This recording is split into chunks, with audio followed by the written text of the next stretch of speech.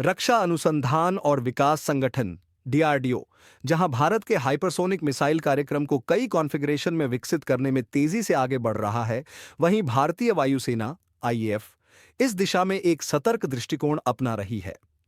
IDRW.org द्वारा उद्धृत एक वायुसेना अधिकारी के अनुसार, सेवा वर्तमान में वायु प्रक्षेपित हाइपरसोनिक क्रूज मिसाइलों के विकास को प्राथमिकता नहीं दे रही है। इसके बजाय आईएएफ निकट भविष्य में भूमि आधारित हाइपरसोनिक मिसाइल प्रणालियों पर ध्यान केंद्रित कर रहा है।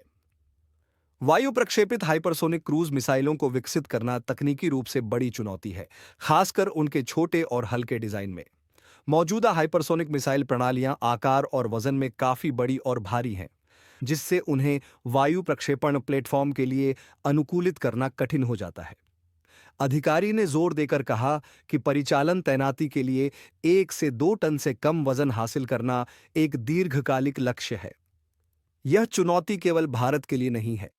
वैश्विक स्तर पर अभी तक किसी भी देश ने वायु प्रक्षेपित हाइपरसोनिक मिसाइलों की व्यापक तैनाती के लिए आवश्यक स्तर की तकनीकी लघुकरण मिनिएचराइजेशन प्राप्त नहीं की है।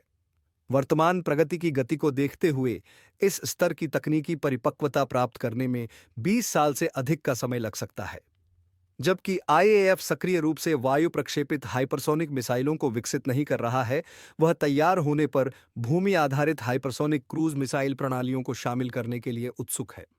ये प्रणालियां, जिनमें अभूतपूर्व गति और गतिशीलता का वादा किया गया है, रणनीतिक बढ़त बनाए रखने के लिए महत्वपूर्ण मानी जाती हैं।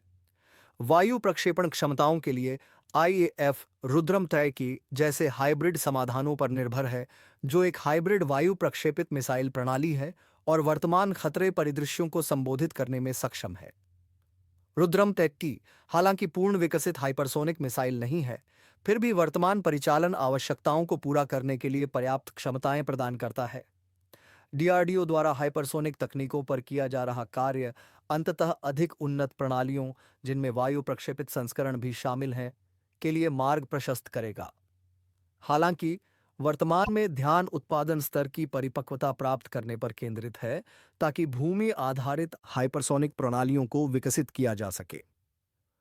जैसे जैसे ये तकनीक विकसित होंगी और उत्पादन में आएंगी, वे भविष्य के नवाचारों के लिए आधार तैयार कर सकती हैं, जिनमें हल्के और अधिक कॉम्पैक्ट वायु प्रक्षेपित सिस्टम शामिल हैं। तब तक आईएएफ संभवतः आधुनिकीकरण के अन्य क्षेत्रों को प्राथमिकता देगा, जबकि हाइपरसोनिक हथियारों में वैश्विक विकास पर नजर रखेगा। इस एपिसोड को देखने के लिए धन्यवाद। अगर आपको हमारा कंटेंट पसंद आया तो लाइक बटन दबाना न भूलें। हमारे चैनल को सब्सक्राइब करें और नोटिफिकेशन बेल को ऑन करें, ताकि आपको दक्षिण एशिया की डिफेंस और सिक्योरिटी से जुड़ी हर खबर सबसे पहले मिले।